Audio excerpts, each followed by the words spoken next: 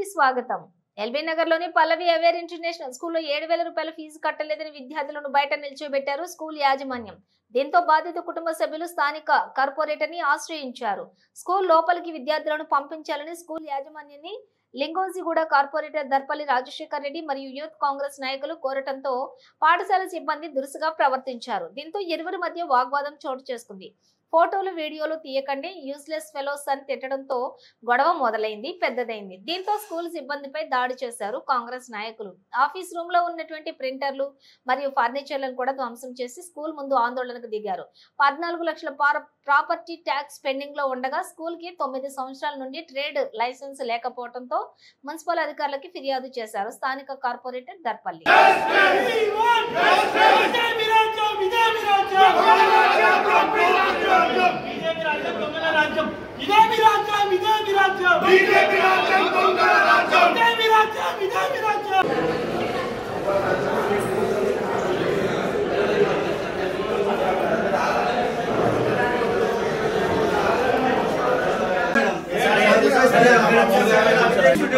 अगर इनके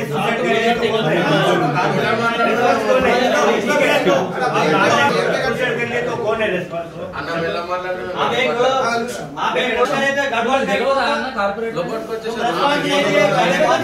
Gujarat BJP candidates వీళ్ళంతా గుజరాత్ బీజేపీకి వెళ్ళి తీసుకొని వచ్చిన వాళ్ళని అంతా గుజరాత్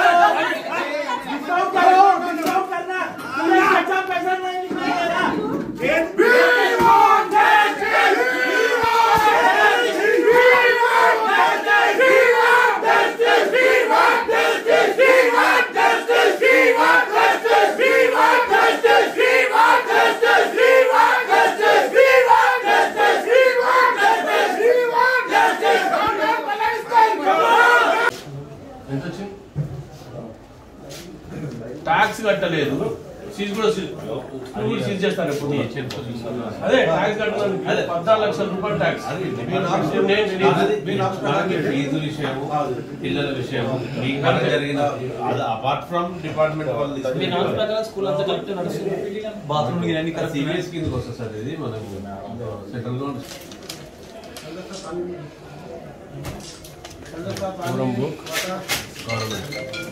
మొత్తం ఉండొచ్చు. ఇది కాలేజ్ స్కూల్ అంతా ఉండొచ్చు. 3 ఎకరాల నుండి కబ్జా పెట్టింది. 3 ఎకరాలు 3 ఎకరాలు ఇచ్చింది గవర్నమెంట్. పైసలు చెప్తుంది.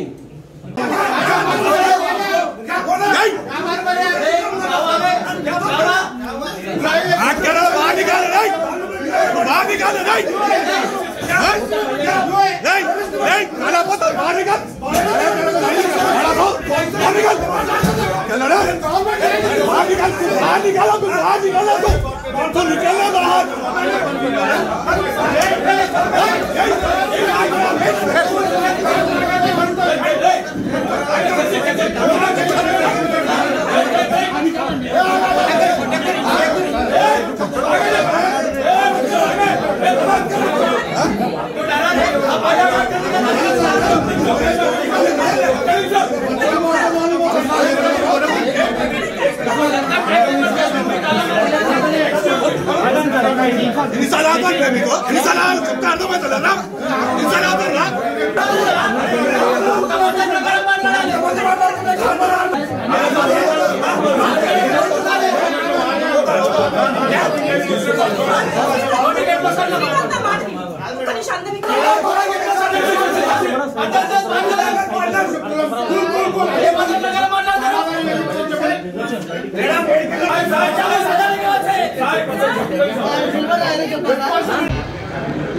ఉదయం కొంతమంది పల్లవి స్కూల్లో చదువుతున్న పిల్లల వాళ్ళ పేరెంట్స్ ఫోన్ చేయడం జరిగింది. 7-8 రూపాయలు ఈ అకాడమిక్ ఇయర్కి ఫీజులు కట్టేది బ్యాలెన్స్ ఉంది, దానికోసమని ఇక్కడ మేనేజ్మెంటు పిల్లల్ని ఎగ్జామ్ రాయనిస్తలేరని మాకు కంప్లైంట్ వచ్చింది. నేను వచ్చి అడిగిన, ఇట్లా ఏందమ్మా ఇట్లా ఫీజు రాయనిస్తలేరంట, ఎగ్జామ్ రాయనిస్తలేరంట, పద్ధతి కాదు కదా అని అడిగినాం. మా ముందే వాళ్ళు బయటికి పోయి అనౌన్స్మెంట్ ఇస్తుంది, పిల్లలు ఎవరైతే ఫీజు కట్టలేదో ఆ పిల్లల్ని బయట నిల్చోబెట్టండి అని అనౌన్స్మెంట్ చేస్తుంది ఆమె. నేను స్థానికంగా ఉన్న ఎంఈఓ గారికి ఫోన్ చేసిన, డిఈఓకి ఫోన్ చేసిన, వాళ్ళందరూ వచ్చిండ్రు, వచ్చి ఇది ఎగ్జామిన్ చేసిండ్రు. చేసిన తర్వాత ఇప్పుడు వాళ్ళు ఏం చెప్తున్నారు అంటే మళ్ళీ ఇమ్మీడియట్గా అనౌన్స్మెంట్ చేసింది హలో ఎవ్రీవన్ అని. ఎప్పుడు పిల్లలు డిఈఓ గారు ఎంఈఓ గారు వచ్చినాక ఇమ్మీడియట్గా తను చెప్పి మేనేజ్మెంట్ వాళ్ళు మళ్ళీ పిల్లలు అలో చేయండి అని చెప్పిండ్రు. నేను ఒకటే రిక్వెస్ట్ చేస్తున్నా, అన్ని స్కూల్స్కి కూడా పిల్లల పేరెంట్స్ని అడగండి కానీ పిల్లల్ని మాత్రం అడగకండి. పిల్లలు మానసికంగా ఇబ్బంది పడతారు, వాళ్ళ చదువు పైన ప్రభావం పడుతుంది. పిల్లల్ని మాత్రం, ఎందుకంటే వాళ్ళతో పాటు చదువుతున్న పిల్లలు తోటి పిల్లలతో వాళ్ళు ఇబ్బంది పడతారు. ఈ బాల్యం నుంచే మీరు వాళ్ళ లోపల డిస్క్రిమినేషన్, డబ్బు లేదు మా నాన్న కట్టలేకపోయిందనే బాధ ఆ పిల్లల్లో పెంచకండి. నేను ఇదే రిక్వెస్ట్ చేసిన ఆమెకు వచ్చి, ఇది పద్ధతి కాదు మేడం, వాళ్ళ నాన్న కట్టనంత మాత్రాన వాళ్ళ నాన్న ఏమి ఇబ్బంది పడుతున్నాడో మనకు తెలియదు, పిల్లల్ని ఇబ్బంది మాత్రం పెట్టకండి. మేము అదే కోరినాం, వాళ్ళకి చెప్పినాం. మరొకసారి ఈ విషయం జరిగితే పద్ధతిగా ఉండదని కూడా నేను రిక్వెస్ట్ చేసినా, ఎట్ ద సేమ్ టైం హెచ్చరిస్తున్నా కూడా. ఇంకో ప్రధానమైన విషయం దీంట్లో, ఈ స్కూల్కి ట్రేడ్ లైసెన్స్ లేదు, at the same time property tax రెండు కూడా 30 లక్షల రూపాయలు ఉన్నాయి. ఇక పీటీఎన్ నెంబర్ మీద కావాల్సి మీరు చెక్ చేసుకోండి, నా వద్ద మారతలేదు.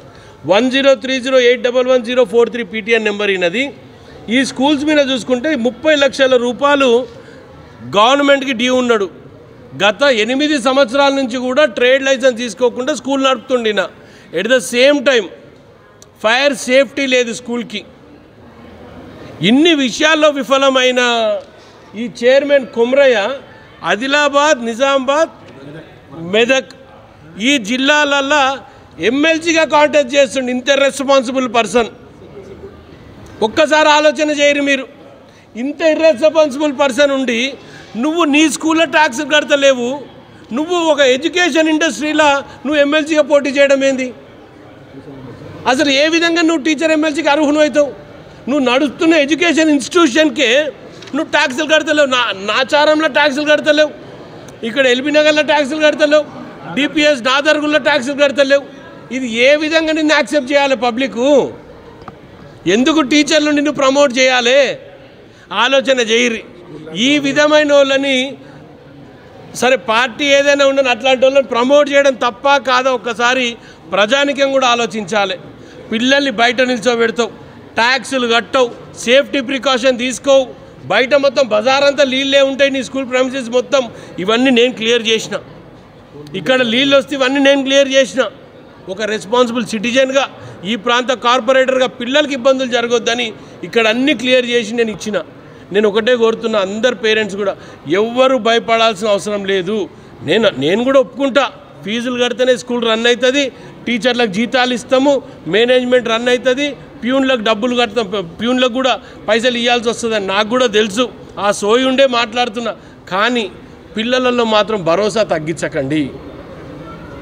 ఇది ప్రజాప్రభుత్వం నడుస్తుంది. మీరు ముందున్నట్టు మేము కేటీఆర్కి ఫోన్ చేసుకుంటాం, ఆయనకి ఫోన్ చేసి, ఈడ వినేటోడు ఎవరు లేడు, వినేటోడు. నేను క్లియర్గా చెప్తున్నా, ఇది ప్రజాప్రభుత్వం, పిల్లల కోసం నడుపుతున్న ప్రభుత్వం ఇది. పిల్లల్ని ఇబ్బంది పెట్టొద్దు. తల్లిదండ్రులను పిలిచి మాట్లాడండి మీరు క్లోజ్ రూమ్లో, అది కూడా బహిరంగంగా రోడ్ల మీద మాట్లాడితే ఒప్పుకోం. ఎవరి ఆర్థిక పరిస్థితి ఎట్లుందో అర్థం కాదు. పిల్లలకి ఇబ్బంది జరిగితే మాత్రం కఠినమైన చర్యలు తీసుకుంటాము, స్కూల్ సీజ్ చేయడానికి కూడా వెనకాడము.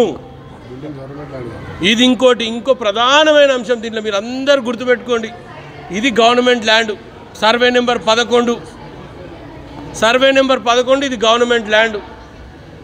సరే ఎప్పుడో పాత పీరియడ్లో దీని రెగ్యులర్ నడుస్తుంది, నడవని అంటున్నాం మేము కూడా. ఇన్ని రెగ్యులారిటీస్ ఉన్న స్కూల్కి మళ్ళీ ఈ స్కూల్ రన్ చేస్తున్న ఆయన మనకు రేపు ఎమ్మెల్సీగా పోటీకి వస్తున్నాడు. ఆలోచన చేయరు ఒకసారి ఎట్లుంటుందో. సో ఏది ఏమున్నా నేను మరొకసారి స్కూల్ యాజమాన్యాన్ని హెచ్చరిస్తున్నా, పిల్లల విషయంలో దురుచుగా ఉండకండి.